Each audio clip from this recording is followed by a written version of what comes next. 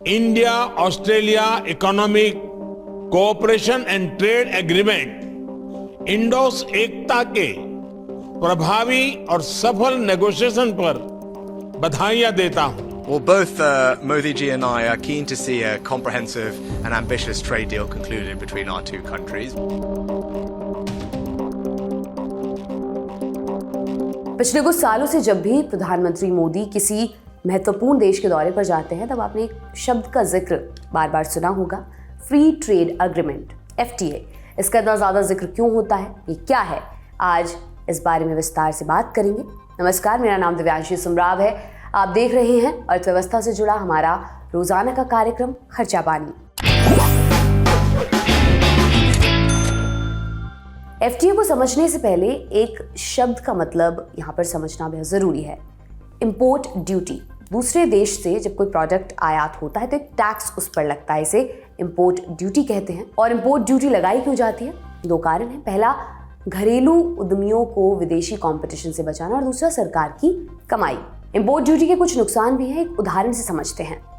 ये कहानी है कानपुर में कपड़ा बनाने वाले निक्कू और दुबई की एक छोटी खजूर व्यापारी फातिमा की। निक्कू मिडिल क्लास की एक लड़की है जो अपने कुछ साथियों के साथ कपड़े का कारखाना चलाती है। उसके कपड़े की डिजाइनिंग और क्वालिटी दोनों बहुत बेहतरीन है, पर दूसरे देशों में लगने वाली ड्यूटी के कारण उसके कपड़े महंगे हो जाते हैं। उधर फातिमा को भी अपने खजूरों की क्वालिटी की समझ है। वो जानती है कि भारत जैसे देशों में इसकी डिमांड अच्छी है, पर फिर से वही समस्या, इंपोर्ट ड्यूटी।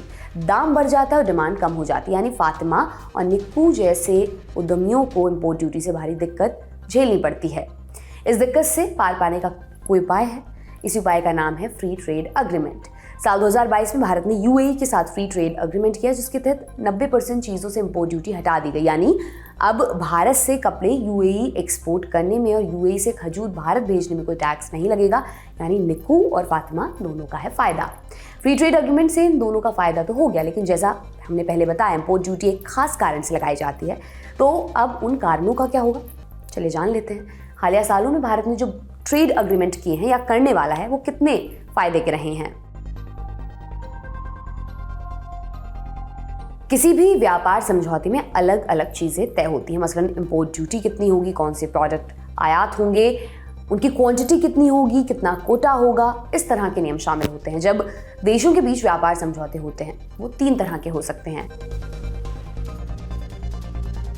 ये पहला है, इसमें बस उन प्रोडक्ट्स की लिस्ट बनाई जाती है जिनको कुछ बेहतर ट्रीटमेंट देना है। यूँ कहें तो एक दूसरे के प्रोडक्ट्स को ज़्यादा प्रेफरेंस देते हैं। मसलन हम स्टील खरीदेंगे तो आपके देश के स्टील को मिलेगा प्रेफरेंस। भारत ने अब तक ऐसे 6 एग्रीमेंट किए हैं। एशिया पैसिफिक ट्रेड एग्रीमेंट साल 1975 से साइन हुए। इस एग्रीमेंट में 6 देश हैं, बांग्लादेश, चीन, लाओस, मंगोलिया, साउथ कोरिया और श्रीलंका। दूसरा है global system of trade preferences, इसमें 41 देश हैं।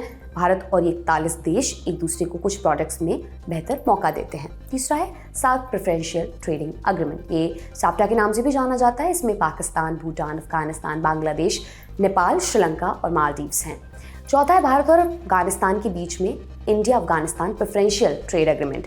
पांचवा India Chile preferential trade agreement, और छठा और आखिरी India Mercosur preferential trade agreement, जो भारत और साउथ अमेरिकन देशों जैसे अर्जेंटीना, ब्राजील के बीच हुआ है। ट्रेड एग्रीमेंट का दूसरा प्रकार है फ्री ट्रेड एग्रीमेंट। ये प्रेफरेंशियल ट्रेड डील से ज्यादा व्यापक होता है। इसमें प्रोडक्ट्स के साथ सर्विसेज भी इंक्लूडेड हैं। इसमें एक देश के कुछ प्रोडक्ट्स और सर्विसेज को छोड़कर बाकी सारे प्रोडक्ट्स और सर्विसेज को दूसरे देश में पूरा एक्सेस मिलता है। इन प्रोडक्ट्स पर इंपोर्ट ड्यूटी 0 कर दी जाती है। भारत ने ऐसे 5 एग्रीमेंट किए हैं। पहला श्रीलंका के साथ India Sri Lanka free trade agreement, दूसरा नेपाल के साथ India Nepal treaty of trade, तीसरा India Bhutan agreement on trade, commerce and transit, चौथा है India Thailand free trade agreement, पांचवा और आखिरी है साफ्टा। इसमें पाकिस्तान, भूटान, अफगानिस्तान, बांग्लादेश, नेपाल, श्रीलंका और मालदीव्स हैं। तीसरा और सबसे ज्यादा समग्र agreement comprehensive economic cooperation agreement या कॉम्प्रिहेंसिव इकोनॉमिक पार्टनरशिप एग्रीमेंट होता है। इसमें प्रोडक्ट्स और सर्विसेज के साथ और भी चीजें जोड़ी जाती हैं, जैसे इन्वेस्टमेंट, इंटेलेक्चुअल प्रॉपर्टी, इन चीजों को भी पूरा एक्सेस मिलता है।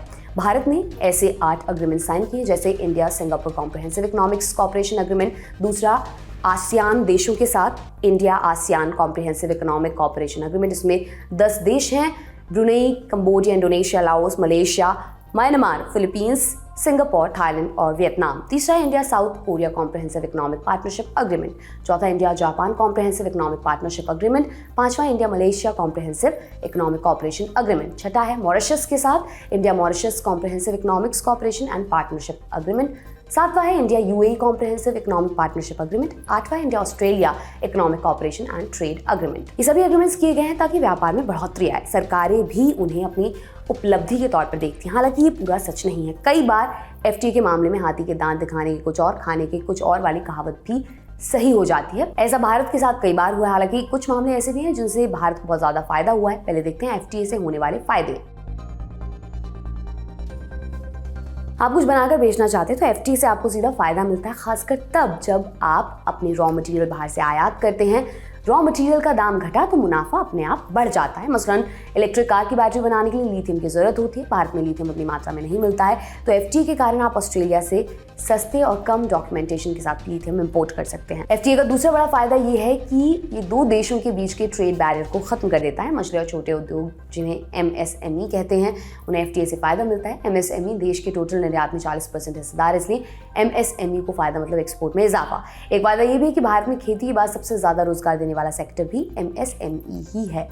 एक उदाहरण से समझे तो इंडिया यूएई ट्रेड डील के बाद भारत का यूएई को होने वाला निर्यात 19% बढ़ा है, जिससे भारत की जेम्स और ज्वेलरी इंडस्ट्री को फायदा मिला है। तीसरी बात है एफडीआई में बढ़त। हमने आपको पहले बताया कि 3 तरह के ट्रेड एग्रीमेंट होते हैं। भारत ने जिन देशों के साथ कॉम्प्रिहेंसिव इकोनॉमिक कॉपरेशन एग्रीमेंट या कॉम्प्रिहेंसिव इकोनॉमिक पार्टनरशिप एग्रीमेंट किए हैं, वहां से इन्वेस्टमेंट भी आता है। उदाहरण के लिए जापान से ट्रेड एग्रीमेंट के चलते भारत में जापान से काफ़ी इन्वेस्टमेंट हुआ है। जापान आज भारत में 5वां सबसे बड़ा इन्वेस्टर है।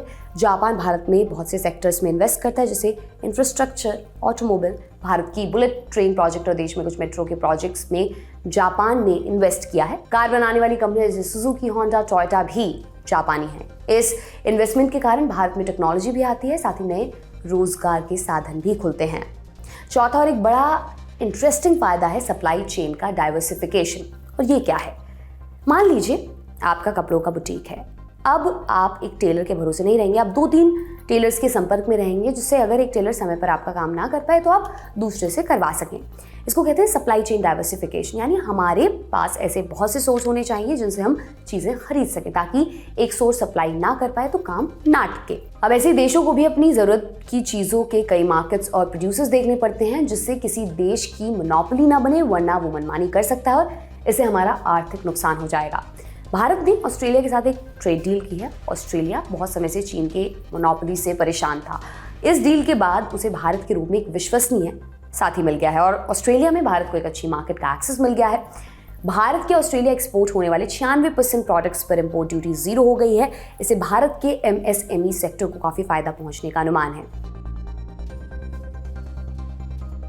भारत ने जितने एफटीए किए हैं उनके साथ सबसे बड़ी समस्या यह है कि उनका यूटिलाइजेशन रेट यानी उपयोगिता का दर 25% से कम है। मतलब एफटीए से जितना फायदा उठाना चाहिए उसका 25% ही होता है, जबकि विकसित देश 70 से 80% फायदा उठाते हैं। उदाहरण के लिए जापान, मलेशिया जैसे देशों से भारत का ट्रेड डेफिसिट हमेशा नेगेटिव रहता है। इसका मतलब ये देश भारत में जितने प्रोडक्ट्स बेचते हैं, भारत हमेशा उनके मुकाबले में कम प्रोडक्ट्स बेच पाता है। यानी भारत का आयात ज़्यादा है, निर्यात कम है।